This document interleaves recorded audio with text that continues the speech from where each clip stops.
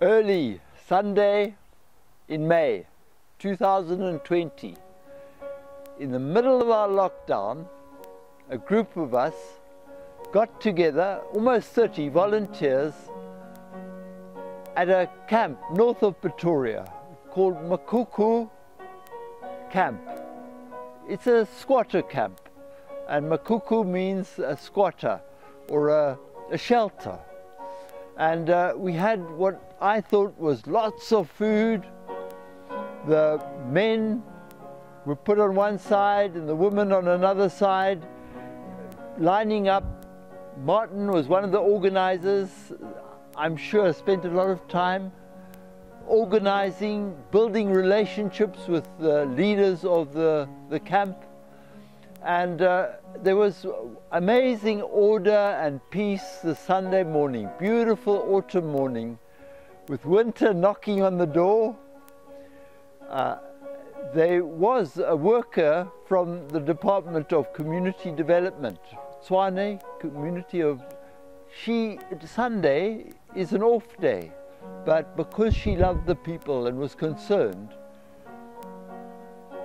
she was there. The women got their food first, and they sat under some trees and received a message of hope and encouragement. I went into the village or the camp and I spoke to a few people and tried to build some relationship, which is really a key to what we do. It is about a relationship. This is home. Not very inviting, but room for change and dreaming. And I believe the people, when their hearts and their minds have been transformed by the good news that God loves them, that they haven't made a mistake coming to South Africa.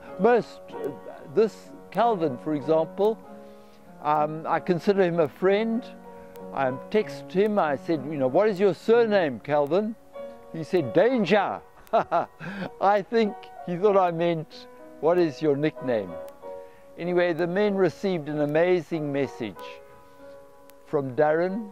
They were scattered on this big field, and Darren spoke to them and said, forgive, let go of the past and look to the future. Forgive your father, even if he abused you.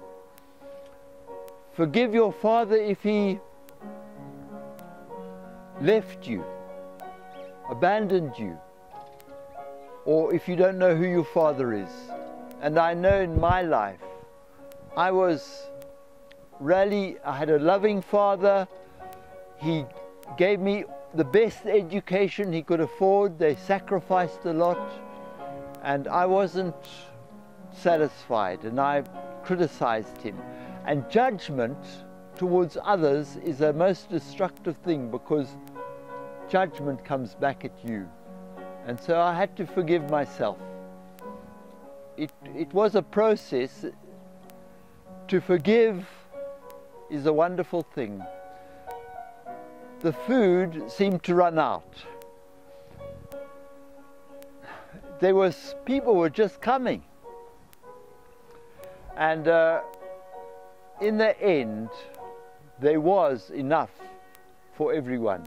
We did have to start rationing, 1 packet of mini meal each, and but at least everybody got something. We would love it if you could contribute. There is a way of doing that, but we really want you to start your own. Dare to Love. It's not owned by anybody, not owned by a church or an organization. There's no leader. It's just a movement. Step out, look around at your neighbor. There's such joy in serving, and that's what I see and I experience. I love being there. I would like to be more often. It transforms those who come, and honestly, we're just so grateful. There's no pride. I don't see any pride. There's no people of rank and lower. There are leaders and they do an amazing job. But if you look on the faces, you'll see gratitude and hearts that are overflowing with peace. People have been transformed, or are being transformed. We've been transformed. And it's a joy. There's a community development lady, off day, praying for the people that they would receive more help. But we trust them to God. And hopefully there will be people called to come and disciple, because we're not called to make food parcels or make converts. We're called to make disciples and to bring transformation to people who will then disciple others. So, find out where you can be of service, and you will experience joy and an overflowing fullness. And that is the message that I want to leave. Helping others, reaching out, does something to our souls. And God smiles at us because that was His command.